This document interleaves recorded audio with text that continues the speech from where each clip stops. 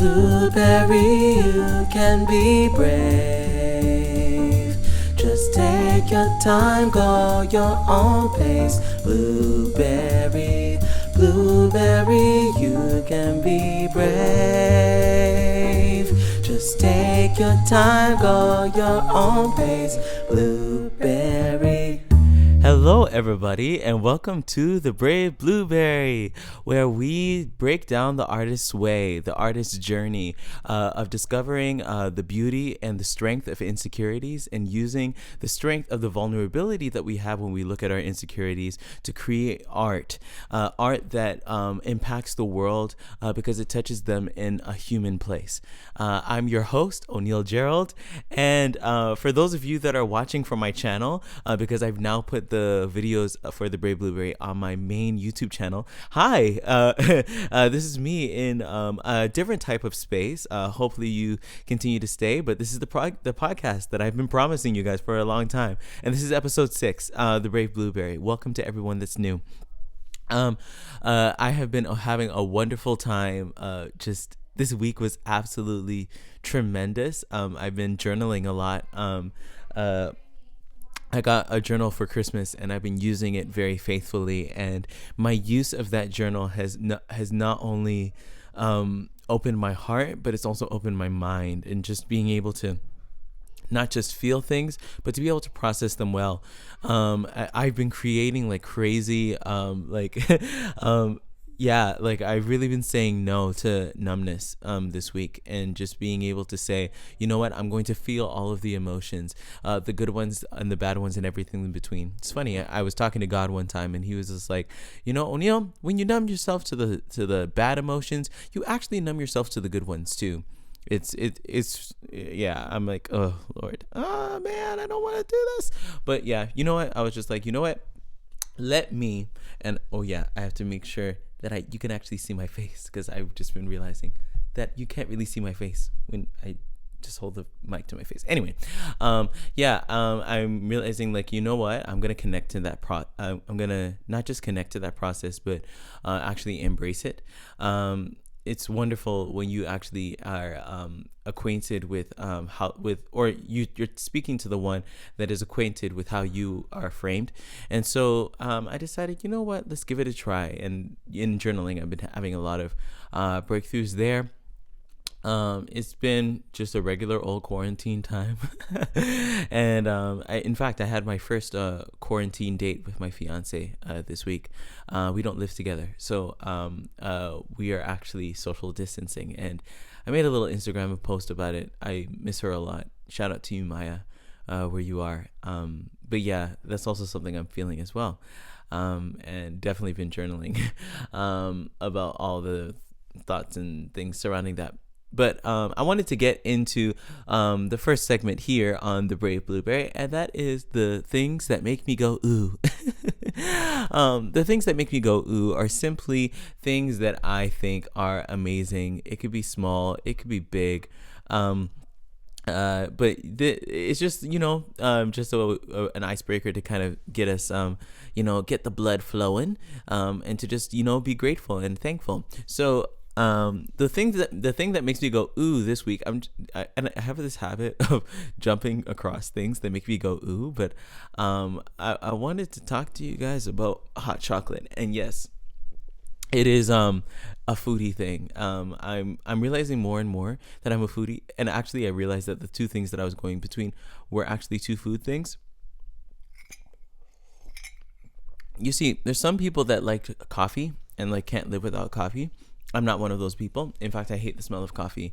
But a good hot chocolate, and what I do, and yes, I'm giving away my secrets. I add cinnamon, and I add nutmeg when I can to the mix, and it makes this thing taste absolutely fly. And I love just trying new sweet things. I had some ice cream that was really good. Oh gosh, I am totally fooding out right now, because I just had lunch as well, and I made because my mom makes some amazing salmon, and it's actually appropriate to talk about that because this episode is about her. But My mom makes this wonderful salmon, and I've been calling my mom ever since quarantine started. And I've been like, mom, show me how to make fried chicken. Show me how to make this. Show me how to make that. And she basically relayed to me how to make salmon because just went and bought it, and I made it. Yo, salmon is like my favorite thing to make, and it's like my favorite thing to eat. I had it with some mashed potatoes that were mixed with butternut squash and some veggies. Yo, food. Oh man, and it's that type of dish that you don't want to eat a lot of. It's just like such a nice portion. It's just, yeah, good stuff. So yeah, hot chocolate makes me go ooh. Elk Crossing President's Choice ice cream. If you're American, you probably don't know what President's Choice is, but Elk Crossing is the name of my favorite type of ice cream. And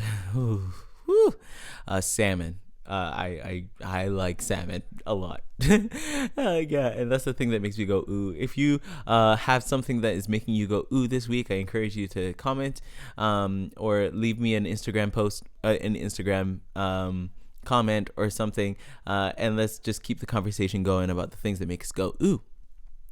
But I wanted to get into the topic for today, and this topic is really close to my heart. It was actually supposed to come out on Sunday, but there were so many things that happened, and I'm still trying to like solidify like what day works best.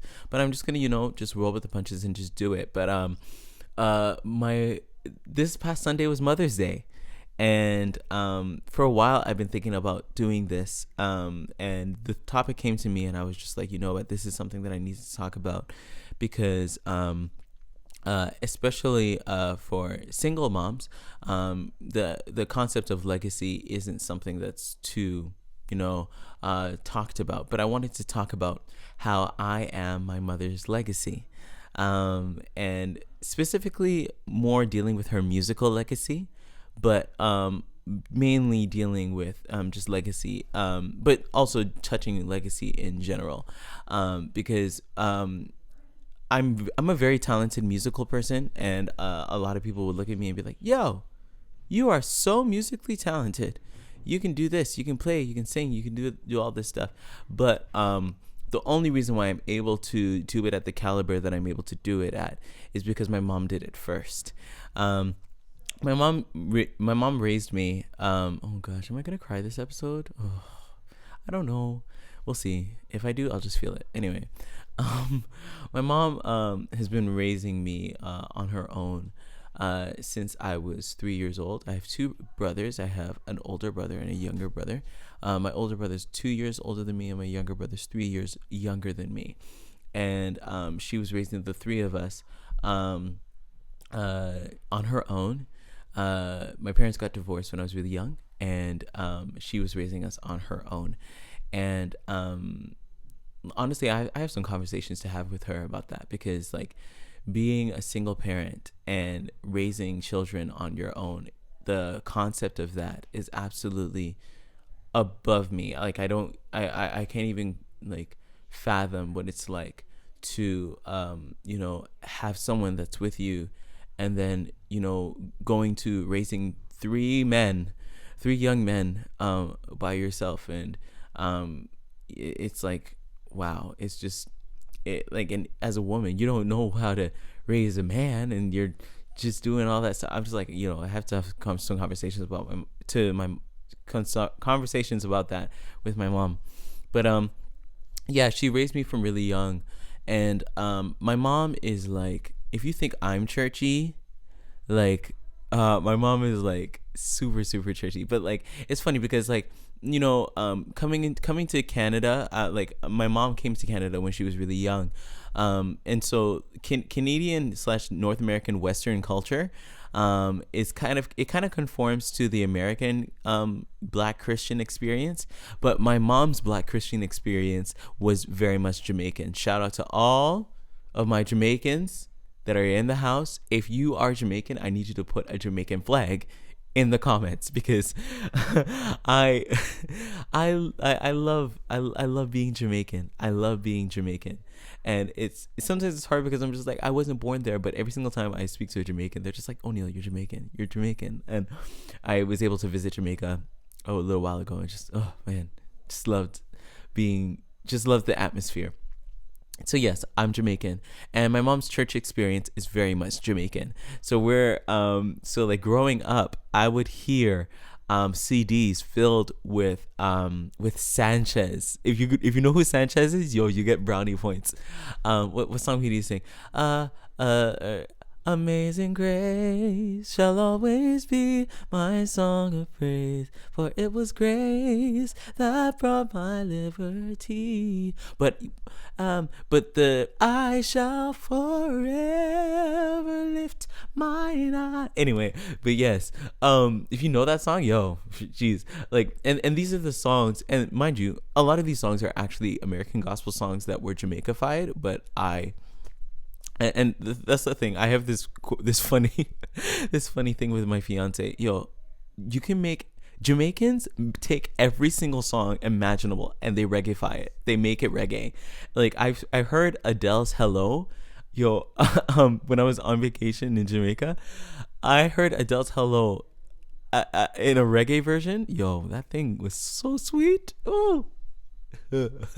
Hello from the yeah. Just you just need to just find your favorite pop song and just find a reggae version of it because it's just awesome, especially the romantic ones. But yes, she would play we would hear Sanchez in the car. We would hear the Grace Trillers. Yo, can't even walk. So yes, my musical upbringing was very churched and very Jamaican. And not to just mention the CDs that we were listening to, but my mom was a praise and worship leader. So she would sing, she would be the one that's on the mic, encouraging people and also singing. My mom has a wonderful singing voice. Oh man, I hope one of these days I'm able to show you guys how wonderful a singing voice my mom actually has, and it'll bring you to tears, man. And there are certain songs that she will always go to. She will go to The Lighthouse. I believe it's originally by the Winans, but I know it by my mom. There's a lighthouse on a hillside that overlooks life's seas. When I'm tossed, yeah, it sends out the light. And my mom has these trademark runs that she'll always do. These these riffs that she'll do. My savior lives. And mom, if you're watching this, you know exactly what you do. And I love you. But yeah, my mom is just was just always a wealth of musical genius. And my mom actually also plays the tambourine. And it's funny because like I'm right-handed, but because when I was a baby I would watch her play the tambourine, I would kind of see the mirror image. So she's playing with her right hand, I was seeing my left, and I would copy her, and I learned how to play the tambourine that way. And the reason why the tambourine is really important in my musical upbringing is because it gave me rhythm. And Jamaican calypso, like calypso's not really Jamaican, but like when you listen to like Jamaican and Caribbean rhythms like soca, calypso, reggae, they're very much built on syncopation. And playing the tambourine, there's this beat that do we get? Am I able to do this without peaking?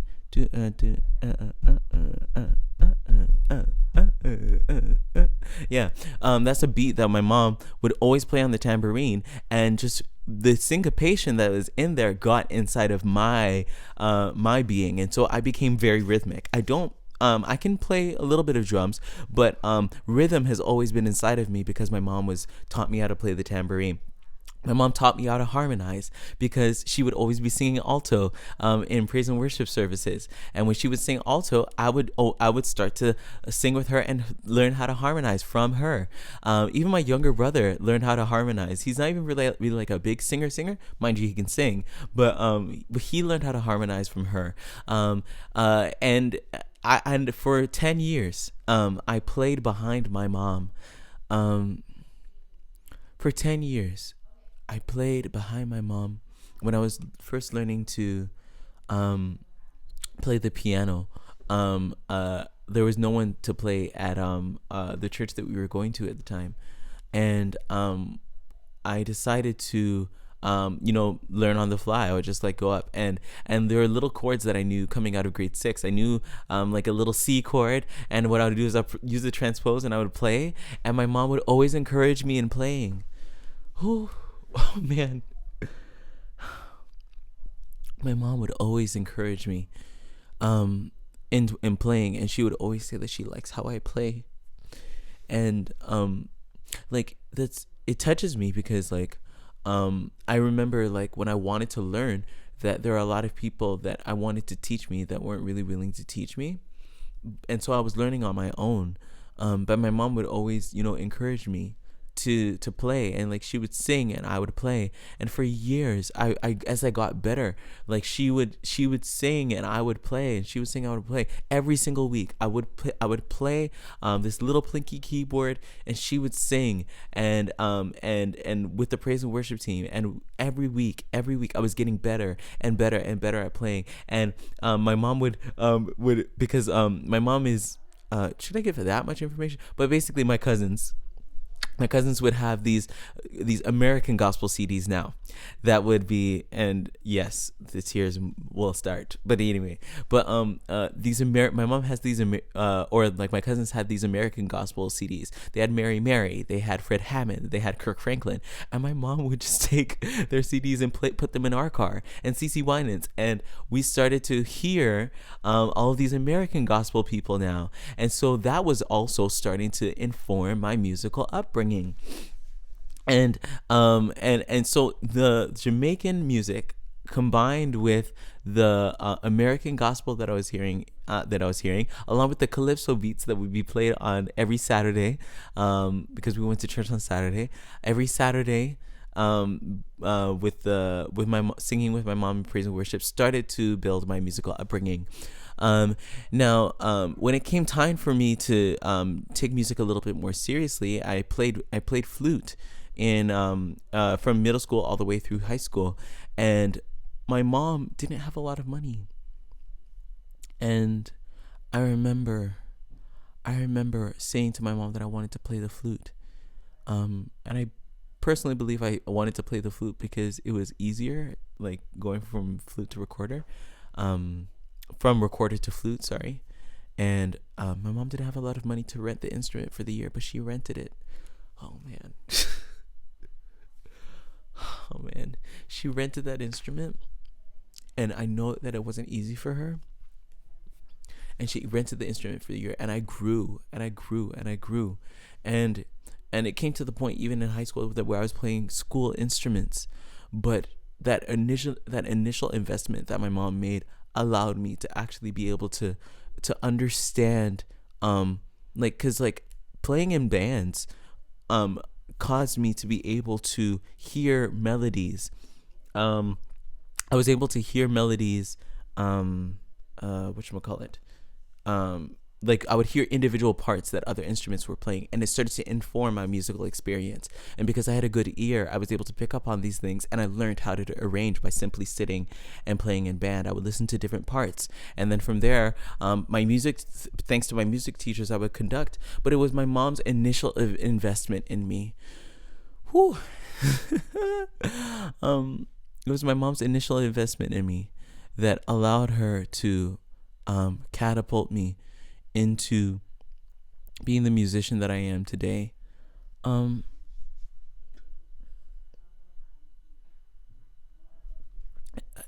it touches me because my mom's been through so much, yet she's always been keen to encourage me in music. And it's funny because like the one first time that I actually said no to her because I was a mama's boy, still am kind of, it was when I said I wanted to go to school for music. I wanted to do music for university, and that's the one time she said no, because she wanted me to have a stable job, and I did it anyway. And now I look back and I'm just like, my mom is the one that gave me the ability to go through school and to study music and to come out teaching people on YouTube and teaching people online as a vocal coach. She taught me everything that I know.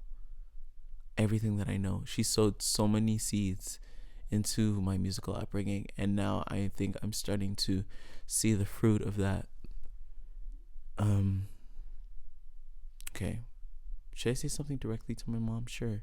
Hey mom, mommy, I love you so much, and your investments in me are paying off big time.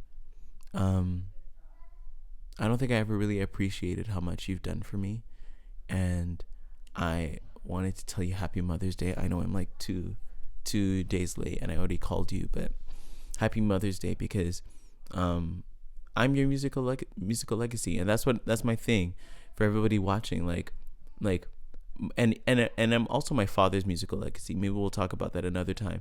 But my mom is the one that really instilled music in me, and when I listen to like the music that I make now, I can hear the Jamaican in it. Like, I have a song on an O'Neal Donald EP it's my second EP, Different Rhythm Volume 2, under O'Neal Donald. It's called All That I Need, and I'm like, I listen to it and I'm just like, it's so Jamaican in fiber, in being, and even the way that I create polyrhythms for my production. I'm like, this is Jamaican. It's Jamaican, and it's in me because my mom.